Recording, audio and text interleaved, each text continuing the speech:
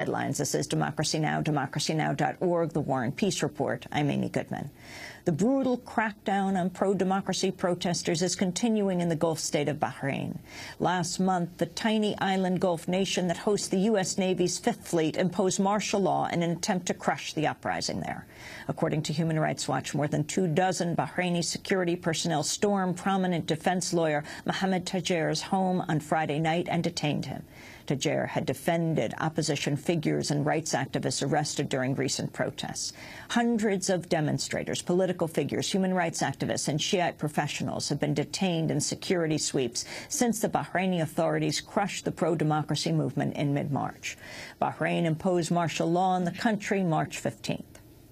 The United States has continued to back the regime despite repeated appeals from protesters. Last Tuesday, we spoke to Zainab Alkhawaja, daughter of the detained human rights activist Abdul Hadi Alkhawaja. My message to Obama is basically that he has to choose. He has to choose if his administration is really with human rights, democracy, and freedom, as he claims, and with change towards democracy, or is he more concerned about supporting his friends who are dictators in the Middle East? Zainab's father, husband, and brother-in-law were detained last Saturday following a late-night raid on their house. Zainab started a hunger strike in protest. Today is the 8th day of her fast, which she vows to continue till her family members are released. She was hospitalized briefly yesterday. She's very weak. She's joining us on the phone from Bahrain, along with her sister, Batul. In the studio, we're joined by Faraz Sanei, Human Rights Watch Bahrain and Iran researcher who just returned after 6 weeks in Bahrain. Zainab, let's go to you first. How are you feeling? This is the 8th day of your strike. You also have a 1-year-old baby. I'm feeling very weak. I have a very hard time even sitting up. I spend most of my day lying down. But on the most part, I still have faith that I will soon see my family members who are detained. We spoke to you last week when you described your father being dragged out of your house, the blood on the stairs when you were forced back into the house as you were protesting his being taken. Have you gotten any word from him? We haven't gotten any word whatsoever, not at all. We haven't gotten any response, no phone calls. We don't even know where they're being held. How long are you willing to be on this strike if you are already very weak after 8 days? As I said from the beginning, that I will continue the strike until the release of my father, my uncle, my husband, and my brother-in-law. Have you been in contact with any other government leaders, and Bahraini government leaders, the U.S., the Fifth Naval Fleet is there, anyone? Nobody at all. As always, the Bahraini government and the U.S. administration are proving to us once again that they do not care about the Bahraini people and what we're going through, and all they care about is what they think is their own interests. When they were dragging your father out of the house, did they say why they were taking him?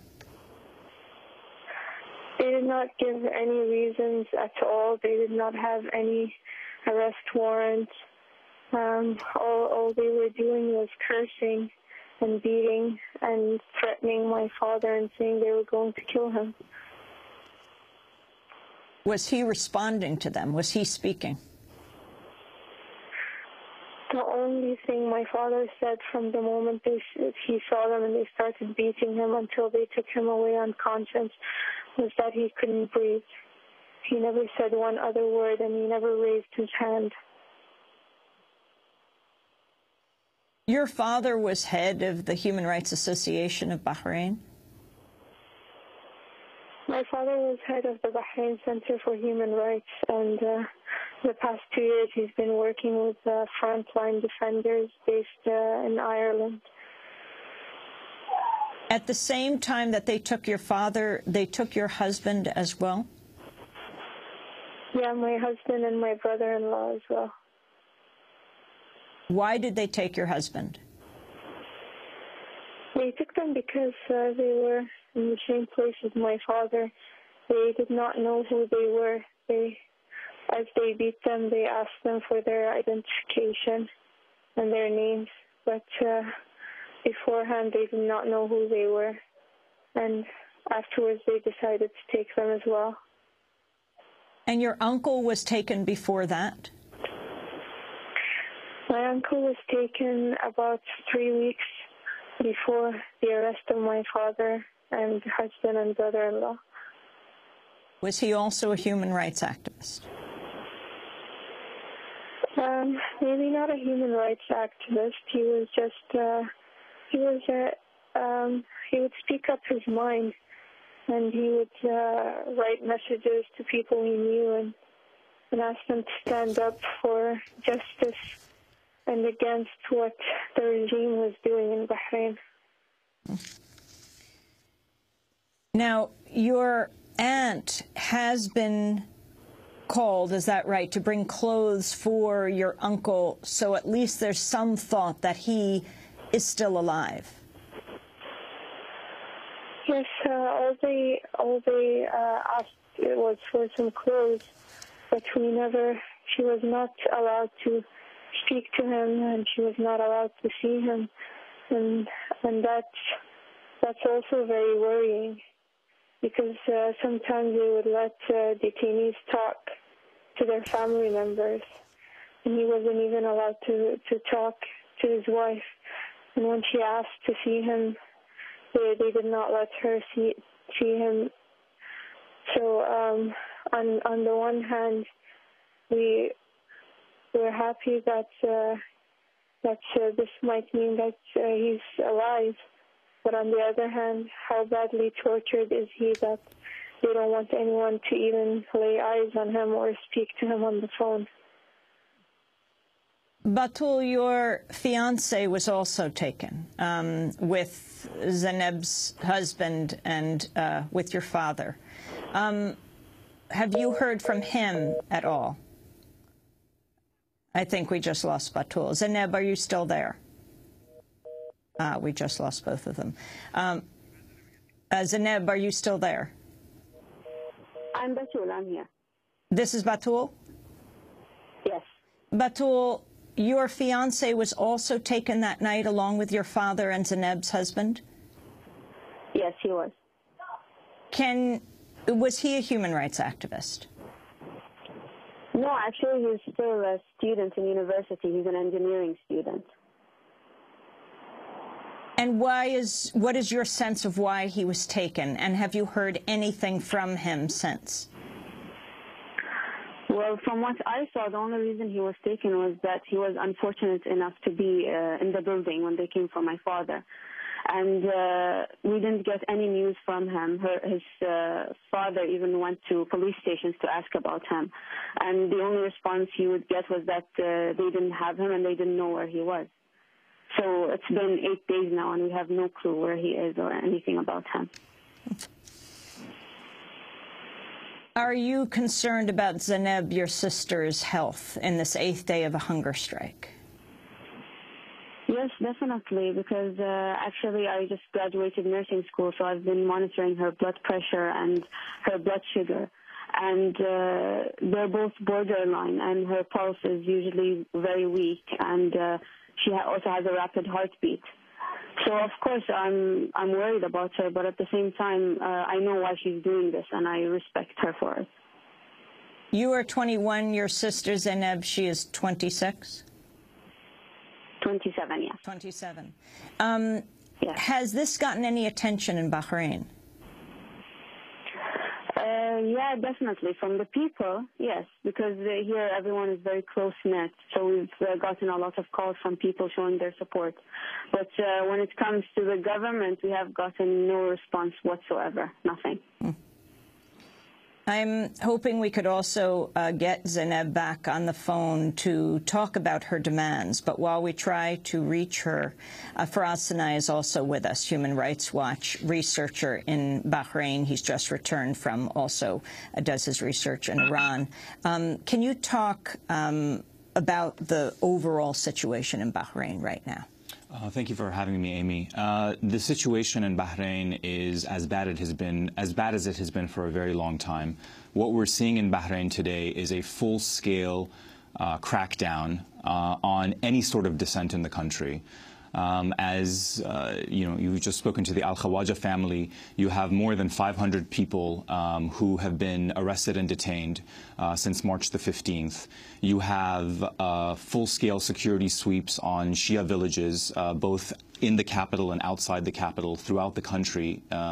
You have massive dismissals. Hundreds of individuals, perhaps more than 1,000, have been dismissed from their jobs, many of them state enterprise jobs, during the past month and a half. I mean, this has gone well beyond trying to reestablish security, which is the main message that the Bahraini government has been sending to the international community, that we are trying to reestablish security, that there was chaos for the month and a half or so that Bahrain was experiencing protests. This has gone well beyond that. This is a retribution campaign. Everyone who was associated with the protests, who spoke out when journalists were there, who spoke to international media, and who aired their grievances against the Al Khalifa family is now being targeted. The power of the United States here and the difference between what the U.S. is doing and what European countries are doing in Bahrain. We hear very little about Bahrain, and yet this is a crucial interest area of the United States with the Navy Fifth Fleet there. Absolutely. I mean, we at Human Rights Watch, and I know other human rights organizations who we've worked closely with for the past 2 months or so, have been extremely disappointed. The response from the U.S. government, there have been very, very few public statements.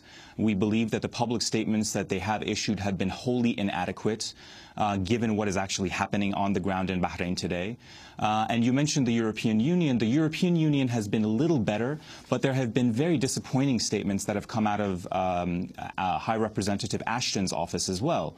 And I actually spent about a week or so traveling throughout Europe about 2 weeks ago, meeting with European Parliament members, meeting with the EU Council, going to Paris, meeting with French officials to try to essentially push them to come out with more public statements on what is happening there, and also to seriously consider breaking off any sort of military and security ties with the government of Bahrain. The Guardian writes a piece contrasting the Europe's response and the United States, talking about in a meeting with the Bahraini Interior Minister, the British Ambassador Jamie Bowden raised concerns over the deaths of 4 dissident prisoners in the last week. Catherine Ashton, the EU, the European Union's High Representative for Foreign Affairs, speaking through a spokesman, also called on the Bahrain regime to immediately release all those who've been detained for peacefully expressing themselves. Ashton announced she's visiting Bahrain next week, and yet you contrast that with the minimal censure from the United States. That's right. I mean, all human rights organizations understand that, the relationship that the United States has with Bahrain, the relationship that the United States has with Saudi Arabia is very sensitive.